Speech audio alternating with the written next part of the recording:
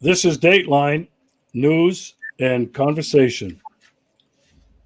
The crew tonight is back with me with a new panel member tonight, Maria Nikolakaki from Greece.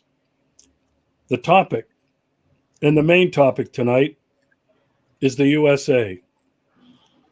What's going on in the United States, and how do Europeans see what's happening in the United States in terms of politics, the economy, and social civil life?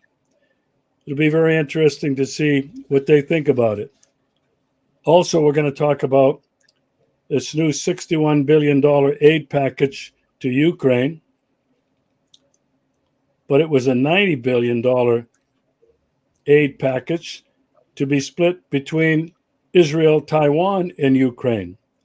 I want to get their opinions on what they feel about all of this and more. Welcome to the show, my friends. Hello. Thank you. It's a joy and honor to be with you. Thank you. Well, Good evening. The lead topic tonight is what is going on in America. I'm going to go to you first, Jan, in Slovakia. How do you see it? How do you think the people in Slovakia understand and read what is happening in the United States today? United States were for a long time, very long time, good country in the world, because yes, thousands and tens of thousands of Slovaks, even in 19th century, 20th century, emigrated to the United States just to work and sent money home for building homes, for buying fields, etc. And now suddenly, what we hear from about America, and sometimes even see in TV, it is some different America, as we have thought about America, as America lived in our imagination, and we do not understand what happened in America. So that's why I'm very glad that America would be topics in your today's show, so that we know something about America, and we can speak about it to our friends. All right, Jan, while I have you on the screen, what do you think? What do people in Slovakia, and even if you can speak from your friends and colleagues across the European Union, what do they think about this upcoming election between sleepy Joe Biden and the Orange Man? In my view, the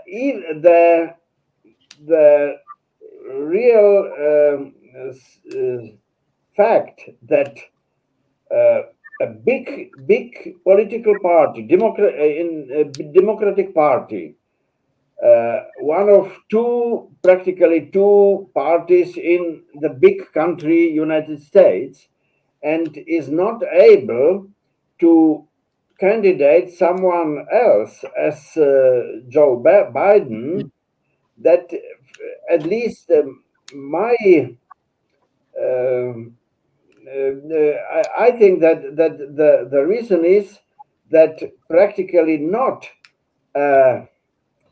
open party, in this case Democratic Party in the United States and Joe Biden are and would reign in the United States, but some so-called deep state, because for deep state, Joe Biden is already the man whom they did uh,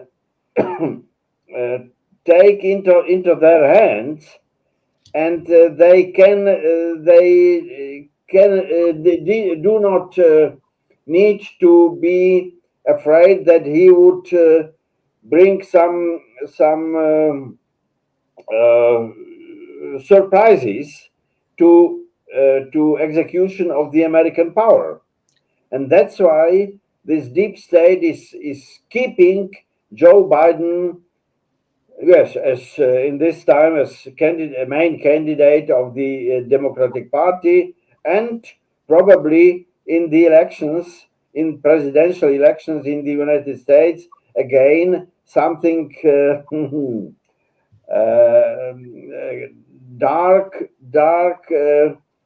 mechanism will take hands. It is for me the only explanation why for such a big political party in this time, I repeat, Democratic Party, is not able to pose another candidate, but only Joe Biden. All right, Maria, I'm going to throw it over to you. I'm going to stay on the topic of the election that's coming up in America. I would like to put 2 or 3 dimensions in my analysis. The first one is that there is no other economy for USA than a military Keynesianism, which means that during the 80s, when they sent all the jobs offshore, they outsourced the jobs to China and other Asian countries. They kept the military-industrial complex, and they kept also the Silicon Valley and high-tech technology. So that's basically USA's economies on these 2 branches. So what I'm saying is that this military-industrial complex has outsourced also its plantations across America, and so it does provide jobs to the working class and some middle class people. So it's not only the CEOs, it's not only the banks that profit from wars that USA is engaged in, but also it's a whole branch of workers, and actually senators will not recommend shutting down the military-industrial complex because their constituencies will be affected by being jobless. So this actually turns US economy into a cancer that only through war can be sustained. So that's one part. The money that was given, as you mentioned before, 95 billion, 61 to Ukraine and to Israel and 8 to Taiwan. As I said, it must be seen as also in the pre-election time, it gives money to the workers and won't be jobless, but it also, the military-industrial complex gives kickbacks back to senators so they can run their campaign. So you must see that this connects with the way that the US government is run. Also, another thing that we must mention is that USA is going through its second bankruptcy. The first bankruptcy was after the 25 years war in Korea and Vietnam, when they could not hold any longer the golden standard. So they had to get off, and that was called the Nixon shock. Now, at that point, they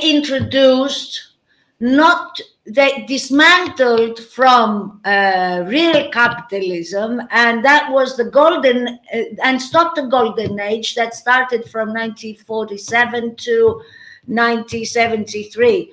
And that was the time of US prosperity. And we could see that during these years there was a social program, and one worker could having a job could sustain a house, a car, have his kids educated, and have a health care.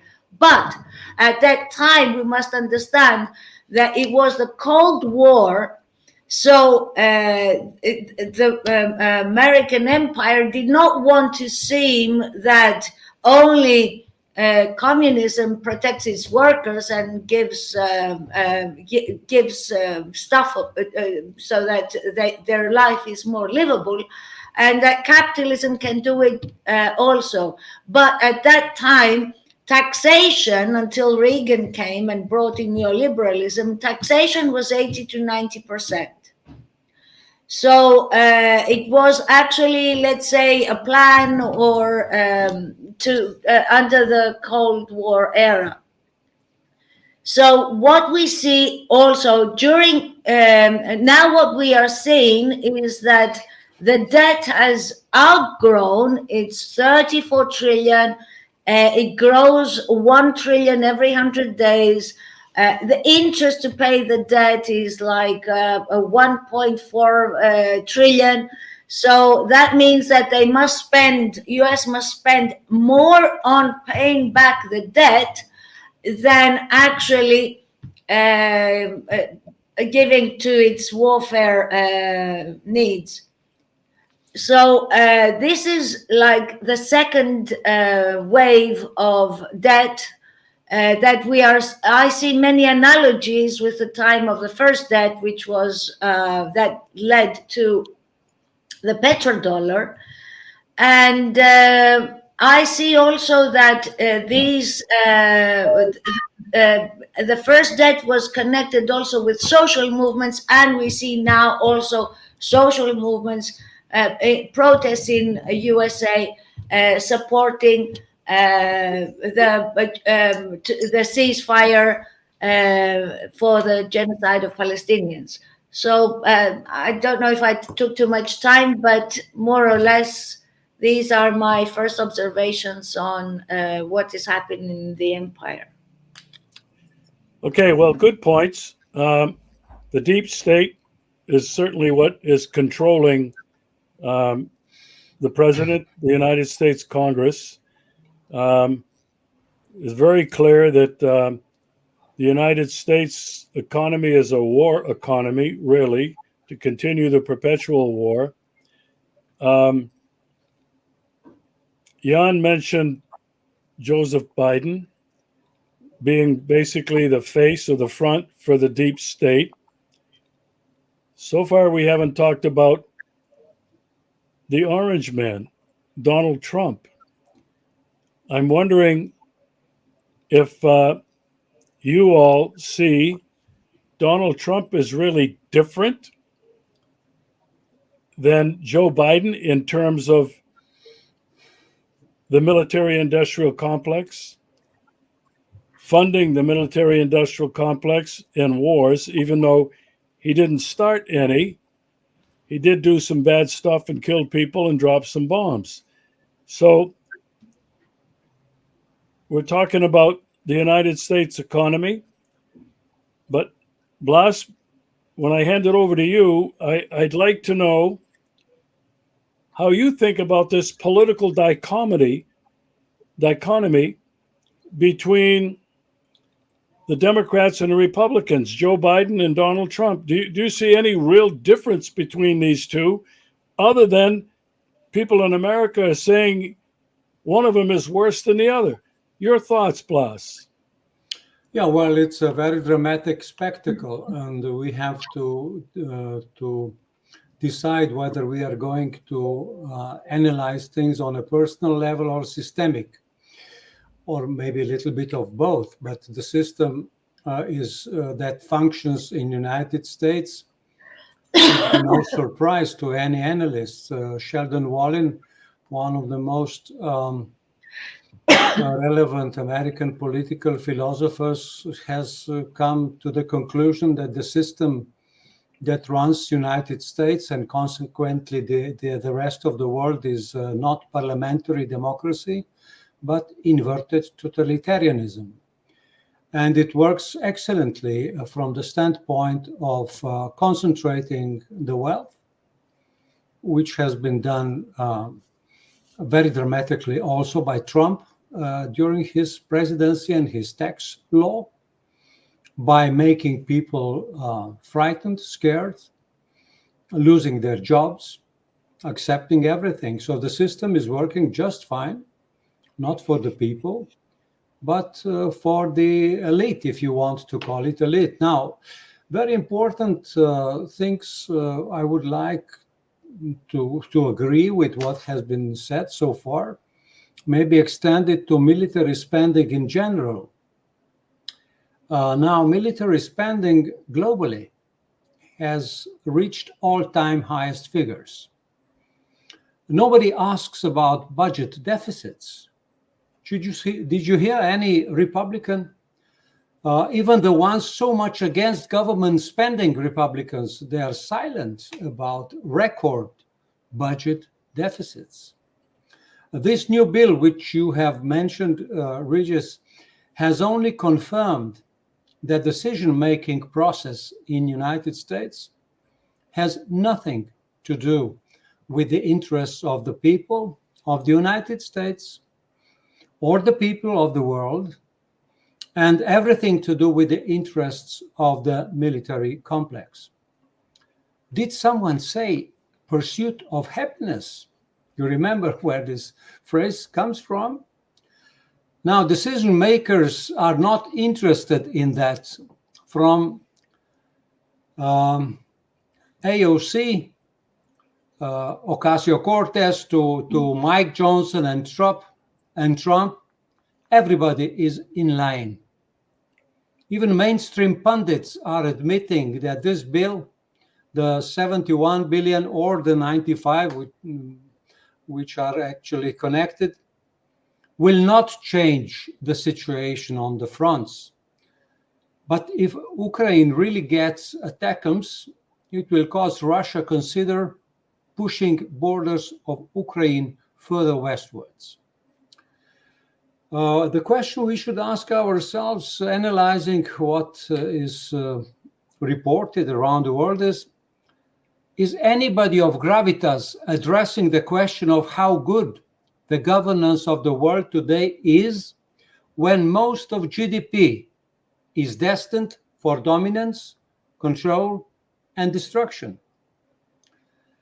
Some of the debate between Dick Cheney, former Vice President of the United States, and Li Zhaoxing, former Foreign Minister of China, at the recent Arab Strategy Forum touched this subject which we are discussing now. By the way, if you are asking us, Regis, what do Europeans think? Europeans think, yes, sir, when it comes to United States. So it's maybe more interesting to analyze what the Chinese have to say.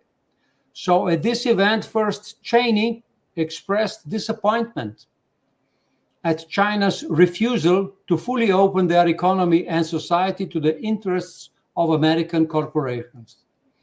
He explained that America expected economic growth of China to achieve what he called a totally free market situation. This attitude is, of course, perverse, as proclaimed free market neoliberal policies have actually resulted in all-time highest monopolization of the world economy and consequently society by Vanguard, BlackRock, and other financial corporations. Zhao Xing answered that American leaders have unfortunately forgotten American history. That the fact that USA liberated themselves from British Empire in 1770s and then started to develop. Unfortunately, they also, the United States, afterwards took over the imperial doctrine of Britain and applied it towards other nations. He proposed international policy of peaceful cooperation and competition. China wants to work for the people of China and people of the world, he said. It was interesting to see the Arab elite applauding the Chinese representative, maybe a historic moment. The host of the discussion initially quoted Chinese President Xi Jinping, very much in line with what Zhao Xing said, but with one important addendum. China wants to see New World Order and Agenda 2030 implemented. Could we believe that Agenda 2030 is good for the people? We are facing inconsistencies not only in the West, where everything is based on lies and deceptions, but also within the BRICS leading states. Whoa. That was interesting, Blaz. Hendrik,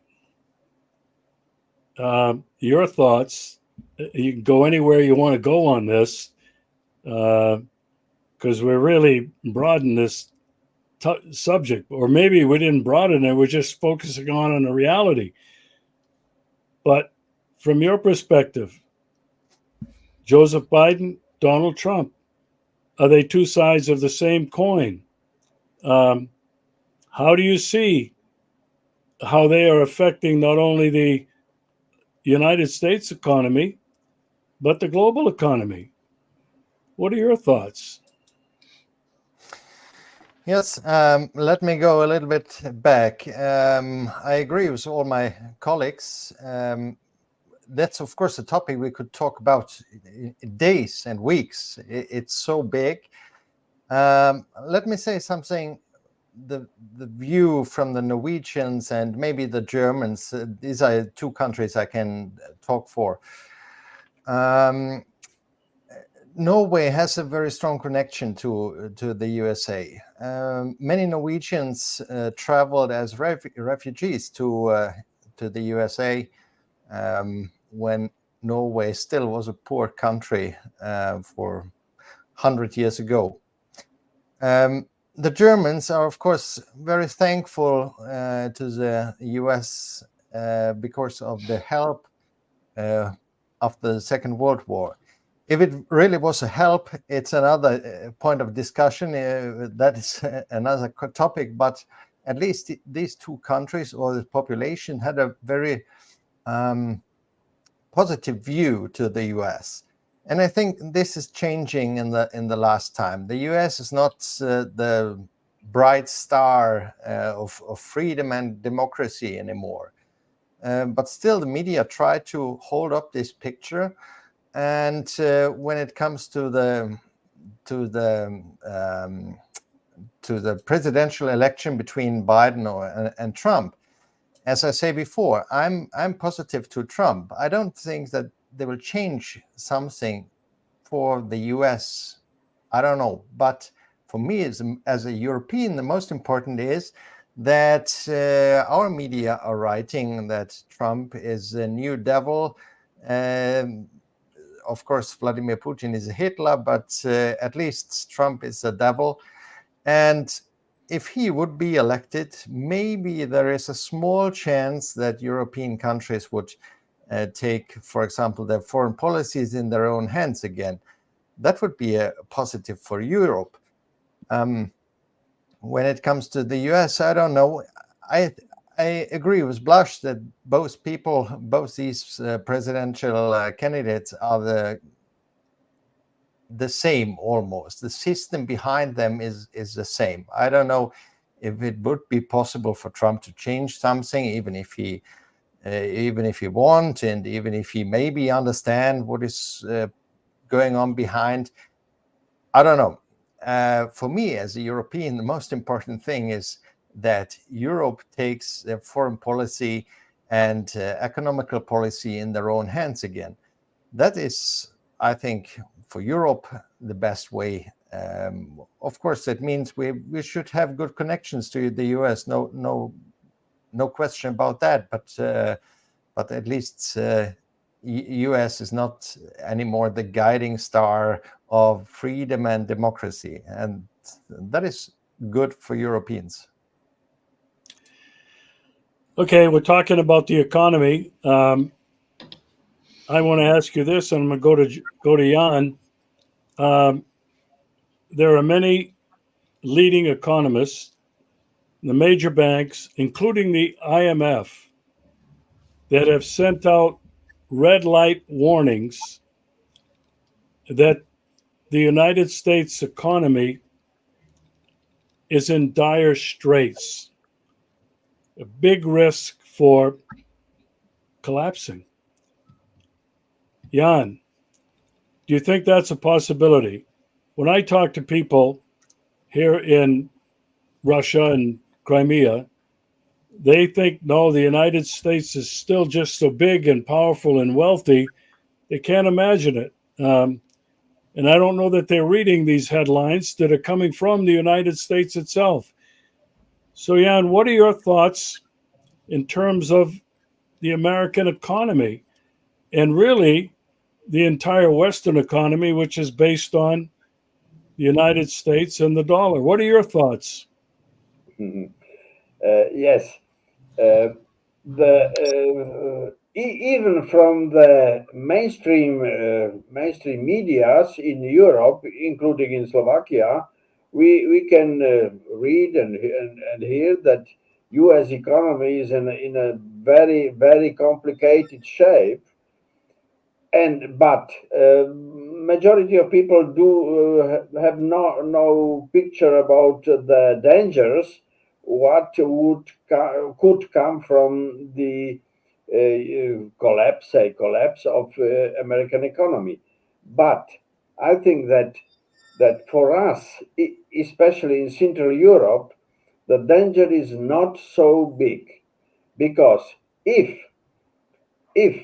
U.S. economy would collapse, or not needed to completely collapse, but go down significantly, then it would be a better chance for whole Europe, and especially for Central Europe, that we take off from present structure of the Western world and Western organization of the economy, and the Europe could make another arrangement, and another arrangement.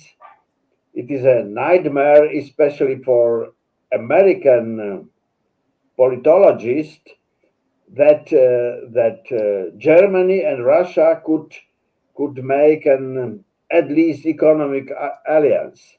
I think that it would be a best case for Europe, especially for Central Europe. And yes, I repeat, it needed to be completely collapse of the American economy, but going down of American economy, then Europe could, even maybe after some time of economic difficulties, but in such a case, European economy could get free from American economy, not from, in such a case, not only from American economy, but even from American politics, and Europe could do more free even foreign politics. And for Europe, doing more free foreign politics, it means some arrangements with Russia. And yes, that would be again the best case for Europe, because many people do not know about it, but European peace was established on some cooperation between Germany and Russia, and Germany in foreign centuries was even not united Germany as it is now, but on many German country states as they were, and Prussia was the most powerful of them. And when starting from maybe from 18th century, when Russia made an political at least cooperation with starting with Prussia, and then even with Germany till First World War and German nationalism. Then in that time, European peace was granted, and yes, maybe it looks a little bit too complicated now, but I repeat, if European first economy would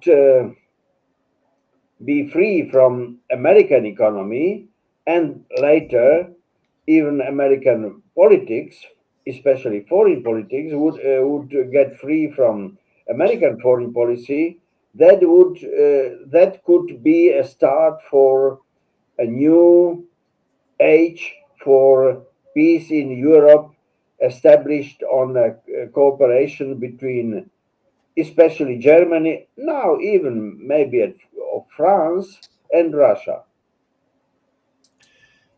Well, I have always hoped that with the downfall or decrease of American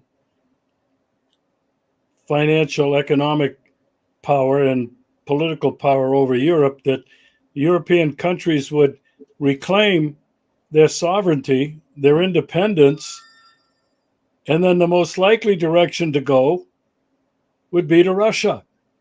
Yes. I don't think we have a lot of people who would agree with that necessarily, but I think that is what is hopeful about the future. And I think that maybe as the BRICS movement picks up speed and continues to grow and be more influential, that's probably what's going to happen. Maria, I'm going to turn it to you, but unmute your mic. May I one notice that usually wars are a border for a new start even, and the war on Ukraine, as bad it is as it may be, but the war in Ukraine may become a catalyst for a new development of both Europe, even Russia, and later of America as well. Oh, that's interesting. Thank you, Jan. Maria, your thoughts now. I think we talked at a previous show that according to my perception, Third World War III has already begun.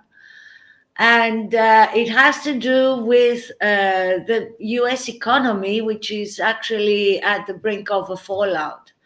What we see right now is that the concentration by BRICS countries of gold, they want to include their new digital currency with real assets, which is gold, it is minerals, it is oil, it is all to create a real economy, USA and the West, the collective West, cannot compete on resources and monetary power with this new system.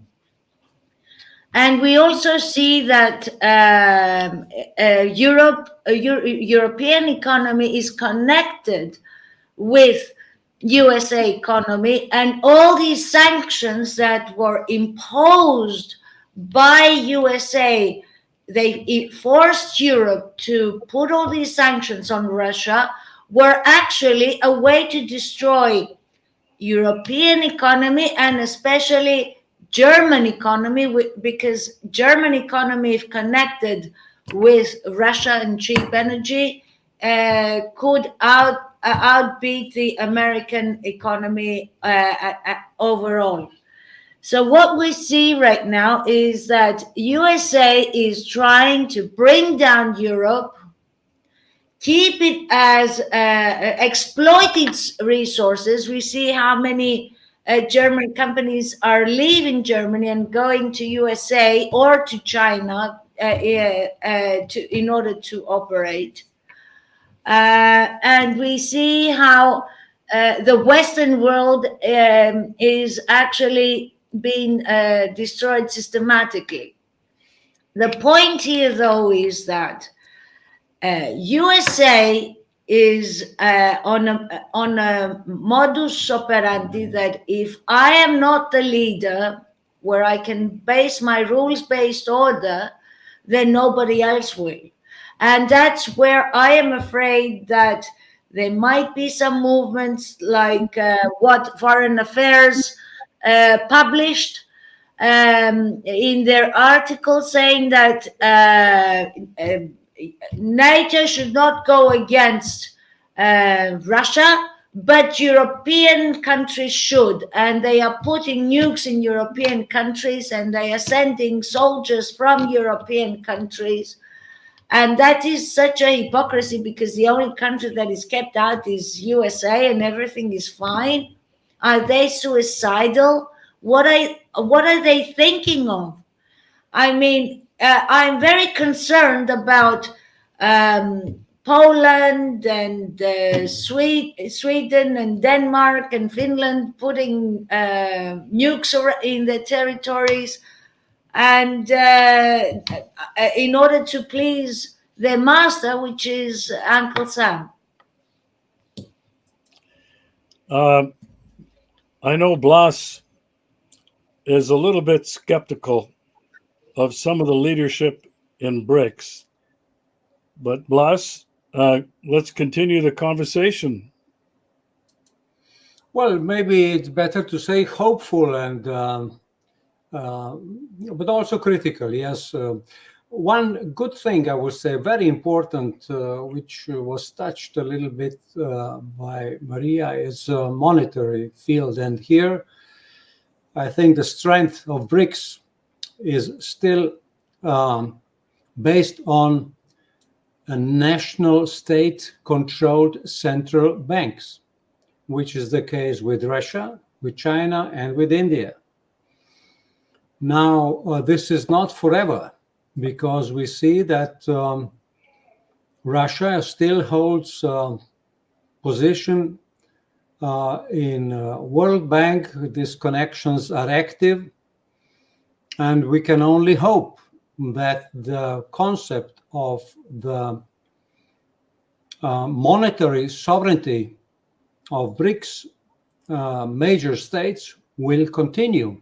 It is threatened, but this is the backbone of the strength of BRICS countries in comparison to US-centered group of countries, where Europe has been mentioned before, but Europe today has no identity, because the European Central Bank is controlled by the global forces.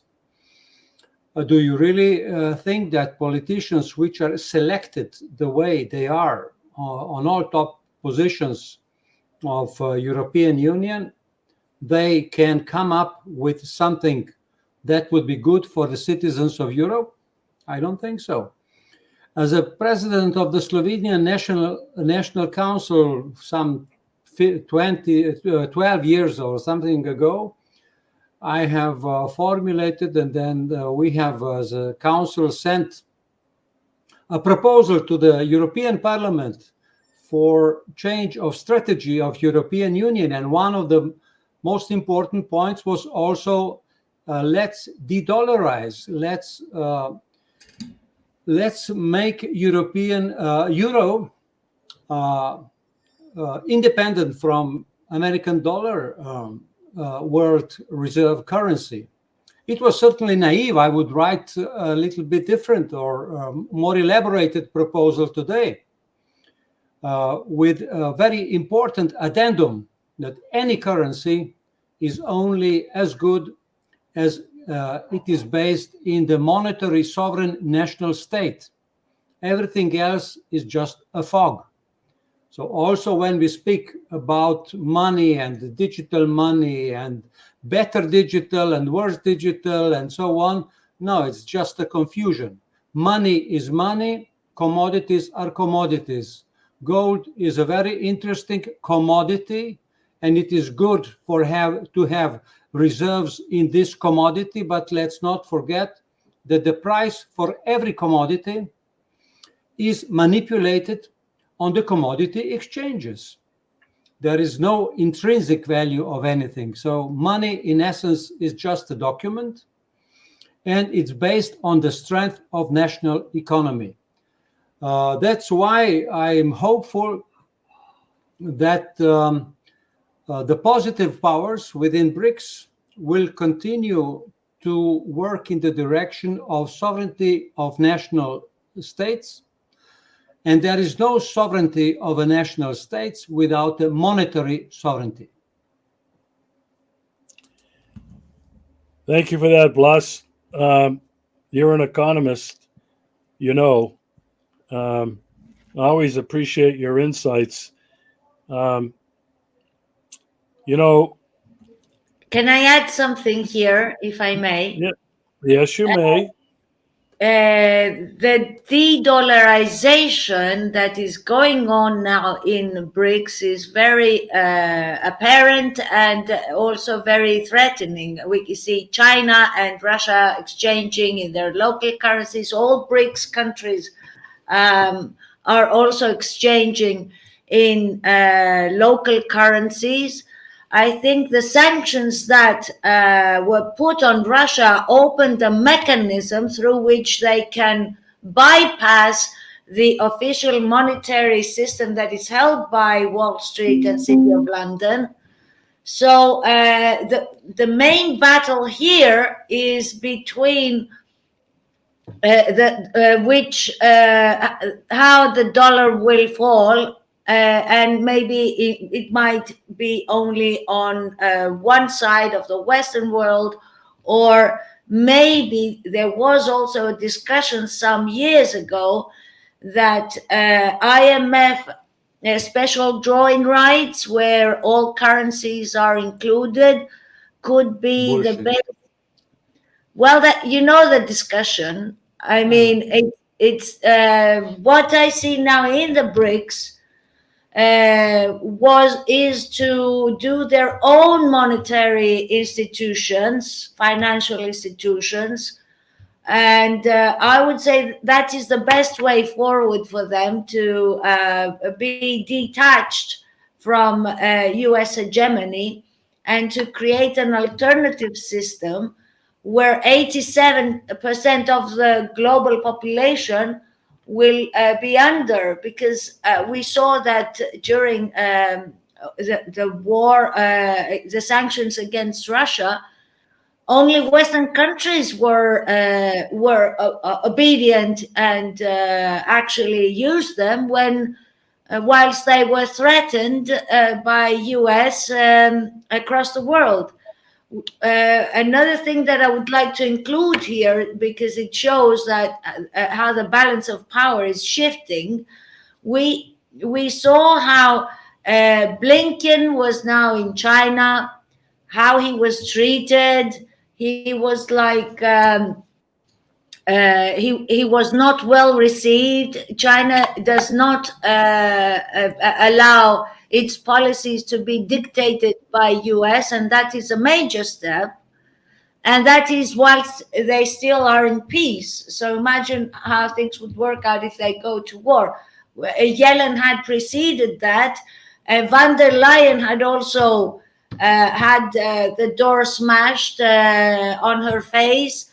Olaf Scholz. So we see how the BRICS countries and the Western world are being actually torn apart because of US hegemony that imposes the European countries to follow suit, even with suicidal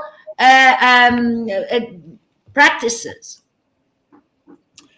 Yeah, we're talking now mostly about the economy. Maria, you mentioned in your opening statements, America is $34 trillion in debt. Just the interest is 1 point something trillion dollars every 100 days. That's not sustainable. And this is what the IMF and these big banks in the United States, JP Morgan, Wells Fargo, Chase Bank, they're all nervous because they can see that it's coming.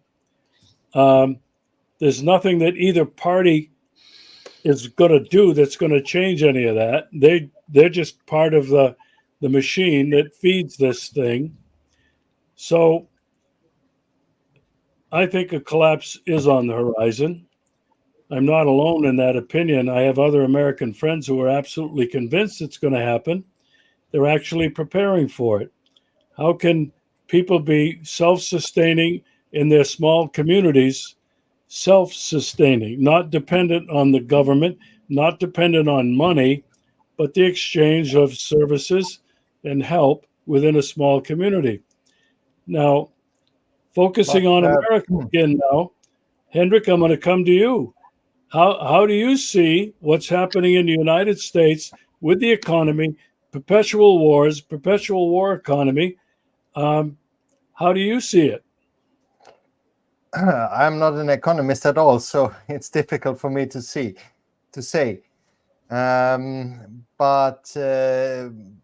the problem is that the financial system is not working for its own country anymore. So I'm not sure if it's a reason to be nervous. If the dollar system collapses, these Vanguard, State Street, and all these other big money laundry companies, they have secured the assets. So I don't think it's a problem. It's of course a problem for the population and the citizens in the country, but not for the U.S. as a system. I'm not sure if I'm right. That's only my guess and what I'm thinking about. When I hear, for example, some stock exchange analysts, they say that, for example, China has also big problems with real estate bubbles and other things. So it's not completely sure that China is the biggest economy or a sustainable economy. And it's the biggest economy in the BRICS countries. So we are living in really strange times, and I don't know what will happen in the next years. I think nobody can say it's really, but for the people in the different countries, not only in the US, I think also in Europe, it will be more difficult, and it's really positive if people think about what they can do to secure their income, their assets, their the pensions and all these kind of things. I want to keep the focus and the topic on America. We're talking pretty much the economy, the impact of the United States economy and influence around the world. I wanted to talk a little bit more about the upcoming presidential election. I think we've pretty much agreed that Donald Trump and Joseph Biden are two sides of the same coin when it comes to supporting the war effort, the military-industrial complex. Trump, however, has given people the impression he doesn't like NATO, wants the NATO countries to ante up and pay their fair share, or he's not going to want to do business with them, not going to protect them. I want to know now, focusing specifically on the choice between these two people.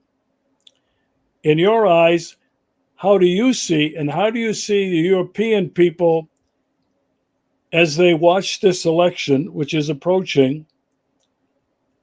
Do they favor one or the other? Jan. You know, we from Europe, and not Europe as a whole, but even individual people, we do not see all the details of the American legal system touching this case of Donald Trump and political system. Yes, the Republican Party, Democratic Party, or Donald Trump as a Republican candidate or someone else.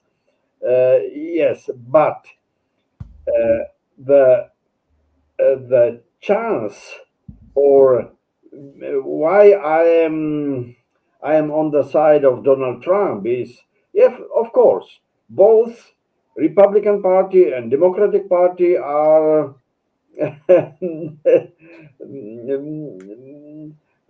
equal evils for the world and for Europe, say, but Donald Trump is not as disciplined in global politics as Joe Biden is. And as example, I may say that Donald Trump, when he was president, and he told that yes, if European members of NATO would not pay enough money, United States would go out from the NATO. For me personally, it would be the best thing that the US could do, but because the NATO would collapse then and practically cease to exist anymore.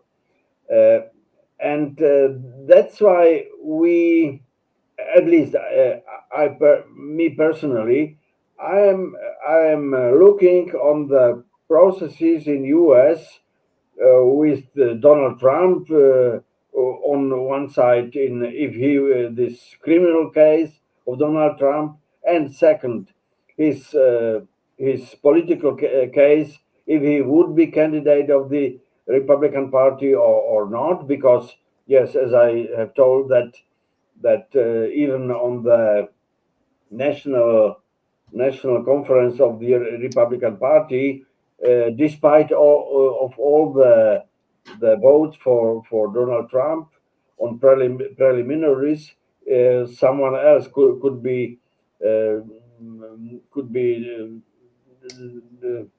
make the candidate. But that's the case of the United States, and yes, but if Donald Trump would be the candidate of the Republican Party, it is a promise for me that the politics of the United States would not be as prescribed, as globalistic as it is till now. By the way, in the 90s, in the beginning of 90s, I was chairman of Christian Democratic Party of Slovakia, and as in International Conservative Parties organization, I was the say colleague or partner or so of Republican Party of the USA, and I took part on the national conferences of the Republican Party. I think once or twice. Once it was in Houston in Texas when George Bush Sr. was elected as candidate of the Republican Party, but then in elections he lost against Clinton. So I know this atmosphere of the at least of the National Conference of Republican Parties from my participation on one or two conferences. Thank you, Jan. That's very interesting. Maria, on the subject, Biden, Trump, who do you think Europeans favor and who do you favor? Let's be honest, both are controlled by the deep state. Both are Zionists. Why does the Democratic Party favor Biden? I mean, he ridicules not only USA, not only the West. I mean, he is an elder person that needs to be put in a care house. And they are actually pushing him to stay alive another 4 years, which we don't know if he can make it.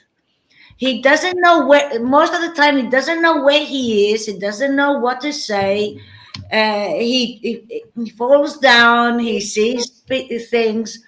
I mean, what this is an embarrassment of the empire in decline. What we see is that it is definitely sure that others are behind him. Others decide. What we see is that his cabinet is 80% full of Zionists. Zionists that push for more wars.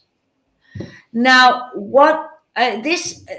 you cannot actually see much difference with Trump, because Trump also is a Zionist. He also supports Israel to the end.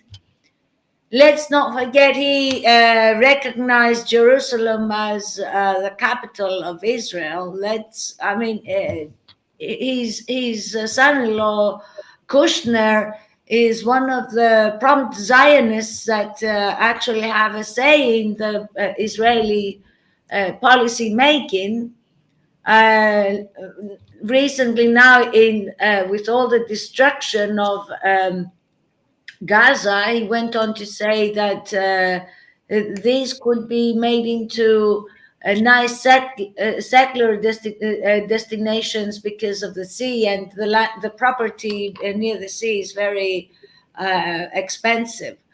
So what I think could be the major difference is that on the one hand, most Democrats, liberals, have all gone globalists, have all gone into the woke agenda, while Republicans are resisting this ideology. So giving them power would actually be a great obstacle on this globalization process.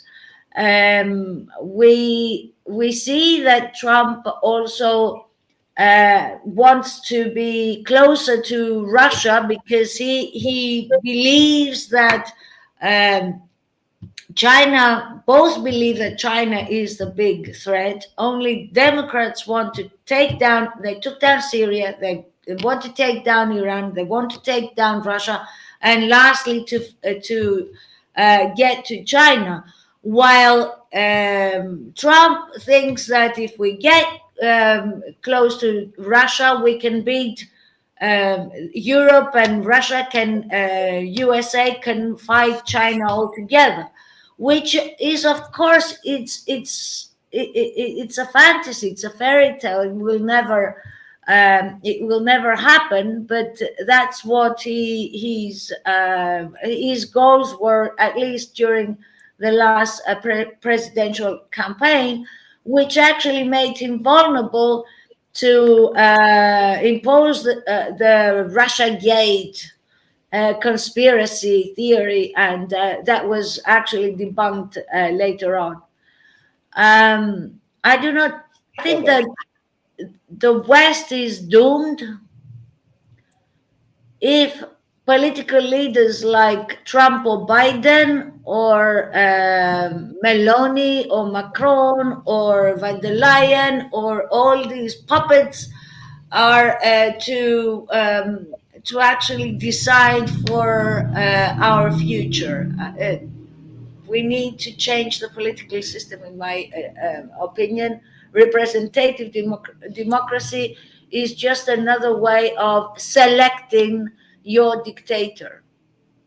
There is no say for the people. Thank you, Maria. Blaz, your thoughts? Well, most of the things have been covered. Maybe just to add that more than 60 years since the assassination of Kennedy, nothing is left to coincidence in American politics. So anybody who comes on top, even every seat in the Congress or in the Senate, it's all a part of a big casino. And as one analyst noted, after the Second World War, there was a merger of deep state politics and organized crime. And this is controlling the destiny of the United States and consequently, concentrically, the rest of the world. So, as Maria said, one of her thoughts is what I would also underline. This is the system is wrong. The system can only produce selected politicians, as we are on top. So there is no big difference just for Trump's, because what was not mentioned about him. The good thing I think about Trump is that most of the world woke politicians hate him, and this would be very positive from my standpoint. And I like your expression predicament, because it's better than the Trump derangement syndrome used by some. Otherwise, we have to be aware that Trump was completely obedient when it came to orders from the background. When he was ordered to fill his cabinet with Wall Street sharks, he did it. Although he was promising emptying the swamp during campaign. He was promising that he will imprison Hillary Clinton, the crooked Hillary. But he started to praise her immediately after the elections. When Trump was ordered to perform a military operation against the citizens of the United States called the Warp Speed Project, he ordered it. There's no hesitation. When he was ordered to execute the Iranian general Soleimani, Qasem Soleimani, he signed the order.